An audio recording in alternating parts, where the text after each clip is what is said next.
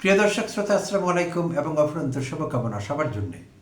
এবার ঈদ উল ফিতরে বিএনপি সরকার এবং প্রধানমন্ত্রী তারেক রহমান আমাদের একটি বিশেষ চমক দিতে যাচ্ছেন। হ্যাঁ প্রিয় দর্শক শ্রোতা, আমি এটিকে বিশেষ চমকই বলছি। কেন, কিভাবে, সেই আলোচনায় আসছি।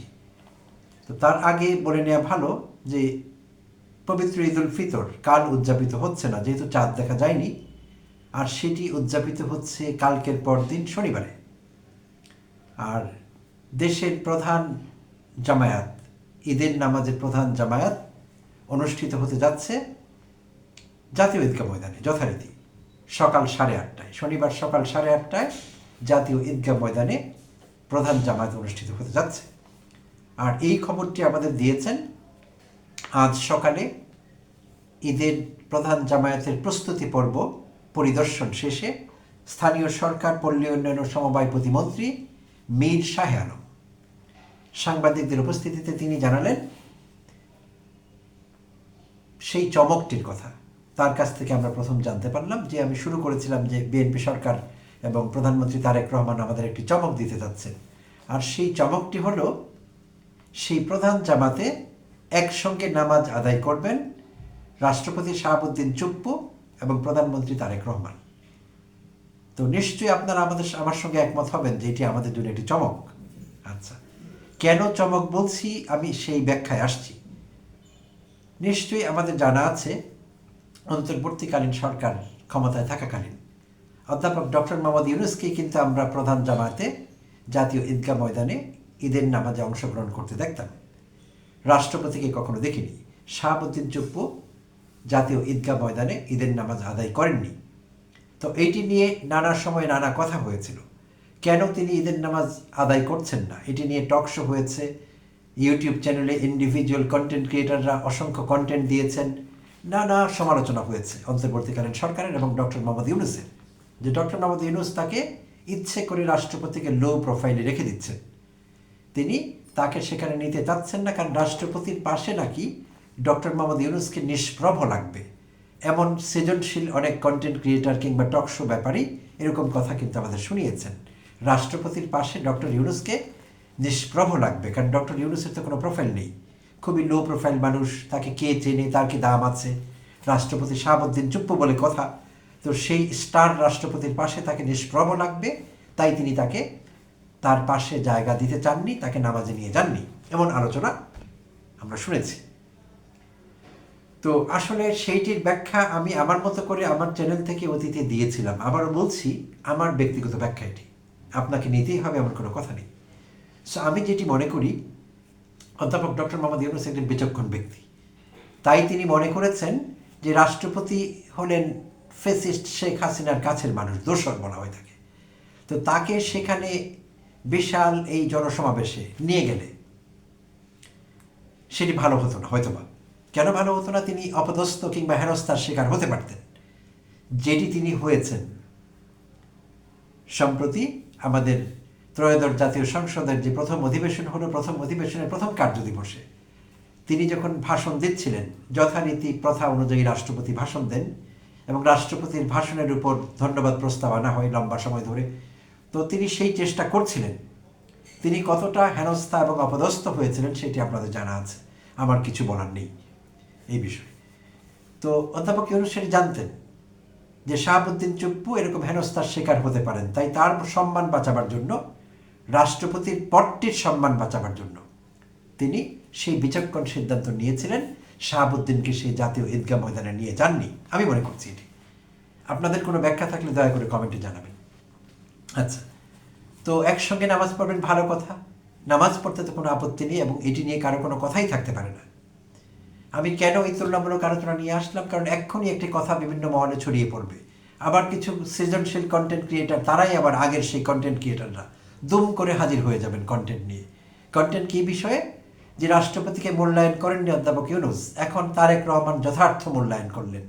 মানিকে মানিক চেনে, তাই তারেক রহমান তাকে চিনতে পেরেছেন তিনি আসলে কত বড় মানিক, তাই তার যথার্থ মূল্যায়ন করেছেন, এমন আলোচনা চলে আসবে জানি, তাই আগাম বলে রাখলাম।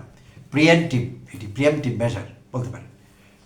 এনিওয়ে, তো এটিকে বড় করে দেখবার তেমন কোনো সুযোগ নেই। এখানে আরেকটি কথা বলে রাখছি, আমি যেই প্রতিমন্ত্রীর কথা বললাম বিএনপি সরকারের, মীর শাহ আলম প্রতিমন্ত্রী সাংবাদিকদের সামনে আজ যখন এই বোমাটি ফাটালেন যে প্রধানমন্ত্রী এবং রাষ্ট্রপতি একই সঙ্গে একই জামায়াতে নামাজ পড়বেন, প্রতিমন্ত্রী আরও কিছু কথা বলেছেন। প্রতিমন্ত্রীর কথাগুলো আমার খুব ভালো লেগেছে, আপনাদের সঙ্গে শেয়ার করছি কেন ভালো লেগেছে এবং ব্যাখ্যাও দিব। প্রতিমন্ত্রী বলেছিলেন এই প্রেক্ষিতে, প্রথমে জানালেন যে এই দুজন একসঙ্গে নামাজ পড়ছেন, তারপর বললেন দীর্ঘদিন পর অবাধ ও সুষ্ঠু ও নিরপেক্ষ নির্বাচনের মাধ্যমে সরকার গঠনের পর এটি প্রথম ঈদ উল ফিতর। Absolutely right. এই ঈদ জামাত আমাদের জন্য অত্যন্ত তাৎপর্যপূর্ণ, সেটিও সঠিক। প্রতিটি ঈদের জামাতে আমাদের জন্য অত্যন্ত তাৎপর্যপূর্ণ, কারণ প্রধানমন্ত্রী এইবার তিনি বলছেন অন্য কারণে নাকি তাৎপর্যপূর্ণ।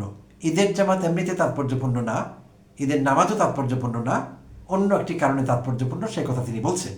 আচ্ছা, কারণ কেন তাৎপর্যপূর্ণ? কারণ প্রধানমন্ত্রী তারেক রহমান জাতীয় ঈদগাহে নামাজ আদায়ের সদয় সম্মতি জানিয়েছেন। কি ভয়ঙ্কর কথা! আই এম শিওর প্রধানমন্ত্রী জনাব তারেক রহমানের নজরে যদি এই লাইনগুলো আসে, তিনি যদি জানতে পারেন, তিনি ডেফিনেটলি প্রতিমন্ত্রীকে ডিসিপ্লিন করবেন এবং তিনি অ্যালার্ট করে দিবেন ভবিষ্যতে যাতে এমন বেফাস অশ্লীল কথা তিনি আর না বলেন, কিংবা কোনো মন্ত্রী না বলবার দুঃসাহস না দেখান। আমি রিপিট করছি প্রিয় দর্শক শ্রোতা, এই ঈদ জামাত আমাদের জন্য অত্যন্ত তাৎপর্যপূর্ণ, কারণ প্রধানমন্ত্রী তারেক রহমান জাতীয় ঈদগাহে নামাজ আদায়ের সদয় সম্মতি জানিয়েছেন। তৈল মর্দনার কাহাকে বলে কত প্রকার কি কি, সেই মনহিম এই মন্ত্রীকে আমি নিন্দা করছি, তার চাটুকারিতার, তার মোসাহেবি মানসিকতা। ফলে সাধারণ মুসল্লিরা রাষ্ট্রপতি ও প্রধানমন্ত্রীর সঙ্গে একই জামাতে নামাজ আদায়ের বিরল সুযোগ লাভ করবেন। ভয়ঙ্কর কথা। মানুষ নামাজ আদায় করতে যান আল্লাহকে হাজির নাজির জেনে, আল্লাহর কাছে তাদের সব চাওয়া, সব প্রার্থনা, সব কিছু। সেখানে রাষ্ট্রপতি এবং প্রধানমন্ত্রী এই ডিউ কিংবা দ্বৈত ব্যক্তিরা সেখানে উপস্থিত থাকলে বাংলাদেশের মানুষের কাছে কেন সেটা তাৎপর্যপূর্ণ, কেন সেটি বিরল ঘটনা, বিরল সৌভাগ্য বাংলাদেশের মানুষের?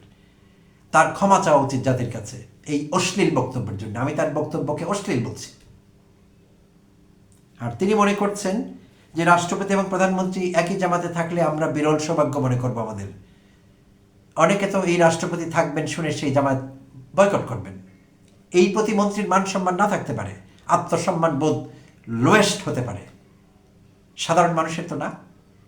একজন রিক্সা চালকেরও আমি দেখেছি আত্মসম্মান বোধ অনেক উপরে, খেটে খাওয়া মানুষের আত্মসম্মান বোধ অনেক উপরে।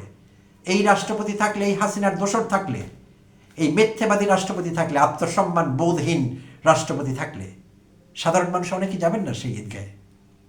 তিনি যেটিকে বিরল সুযোগ মনে করছেন, আমি সেটিকে একটি আপদ মনে করছি এবং আমি লজ্জিত সেই জন্যে রাষ্ট্রপতি সেখানে থাকবেন বলে। এই রাষ্ট্রপতির ন্যূনতম আত্মসম্মান বোধ থাকলে তিনি থাকতেন লো প্রোফাইলে, তিনি থাকতেন লোকচক্ষুর অন্তরালে।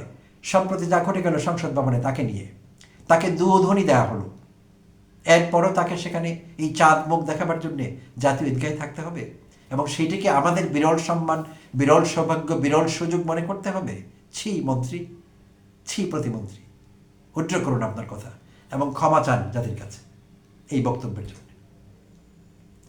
আর আরেকটি প্রসঙ্গ এখানে বলতে চাই, গণমাধ্যমের খবর, একদিন আগেরই খবর সেটি, যে বিএনপি চাইছে এই রাষ্ট্রপতিকে আরও 1 বছর রেখে দিতে। কেন চাইছে? ভালো উদ্দেশ্যে না, অসৎ উদ্দেশ্যে। বদ খেয়াল আছে বিএনপি। কেন বলছি সে কথা? কারণ বিএনপি হিসেব নিকেশ করে দেখেছে এখনই রাষ্ট্রপতি বদলালে বিএনপি সরকারের মেয়াদও শেষ হবে, রাষ্ট্রপতির মেয়াদও শেষ হবে। তাই পরবর্তী নির্বাচন যেহেতু তত্ত্বাবধায়ক সরকারের অধীনে হবে, সম্প্রতি সেটি পাশ হয়েছে, নিশ্চিত হয়েছে, তাই তত্ত্বাবধায়ক সরকারের উপর বিএনপি কিভাবে প্রভাব বিস্তার করবে? তাদের দলীয় রাষ্ট্রপতি যদি থাকে তাহলে প্রভাব বিস্তার করতে সহজ হবে। এটি বিএনপির অভ্যন্তরীণ চিন্তা। তাই তারা 1 বছর এই রাষ্ট্রপতিকে সহ্য করবেন, পাবলিকের বকা খেয়েও, পাবলিকের কথা শুনেও 1 বছর তাকে ধরে রাখবেন। 1 বছর পর বিএনপি রাষ্ট্রপতি বদলাবেন, তখন সেই রাষ্ট্রপতি, বিএনপির মেয়াদ শেষ হলেও রাষ্ট্রপতির মেয়াদ অন্তত আরও 1 বছর থেকে যাবে। অর্থাৎ সেই রাষ্ট্রপতি তত্ত্বাবধায়ক সরকারের উপর কিছুটা হলেও প্রভাব বিস্তার করতে পারবেন।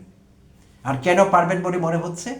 কারণ বিএনপির যে ৩১ দফা আছে, বিএনপি যদি জুলাই সনদ অস্বীকার করে, জুলাই সনদ মানতেও না চায়, নানা টাল বাহানা ইতিমধ্যে আমরা দেখছি, বিএনপির যে ৩১ দফা আছে সেখানেও রাষ্ট্রপতির ক্ষমতা একটু বাড়িয়ে নেবার বিষয় আছে।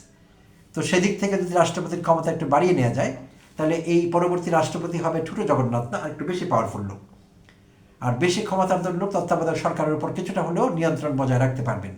আর পারলে বিএনপির জন্য পরের টার্মে নির্বাচিত হয়ে আসা অপেক্ষাকৃত সহজ হবে। তো এই বদ খেয়াল থেকে বিএনপি এই সিদ্ধান্ত নিয়েছে। তাই এই রাষ্ট্রপতিকে তারেক রহমান বগল দাবা করে জাতীয় মসজিদে, জাতীয় ঈদগাহে নিয়ে যাবেন, এটি তো স্বাভাবিক, সেটি করছে। কিন্তু এতে জনগণ হিসেবে আমাদের উৎফুল্ল হবার কোনো কারণ নেই, আমরা লজ্জিত। কারণ এই রাষ্ট্রপতি চাঁদমুখ দেখাবার জন্য জাতীয় ঈদগাহ ময়দানে আবার যাবেন, আমাদের তার চেহারা আবার দেখতে হবে। যিনি বলেছিলেন শেখ হাসিনা তার কাছে পদত্যাগ করেছে, তিনি পদত্যাগপত্র অনুমোদন করেছেন, পরেই কথা পাল্টে নিয়েছিলেন যে শেখ হাসিনার পদত্যাগপত্র তার কাছে নেই, শেখ হাসিনা যে পদত্যাগ করেছেন তিনি তা জানতেন না। এটি তার মিথ্যার একটি মাত্র উদাহরণ, অসংখ্য উদাহরণ তিনি গত কয়েকদিনে তৈরি করেছেন। ধন্যবাদ প্রিয় দর্শক শ্রোতার সঙ্গে থাকবার জন্য।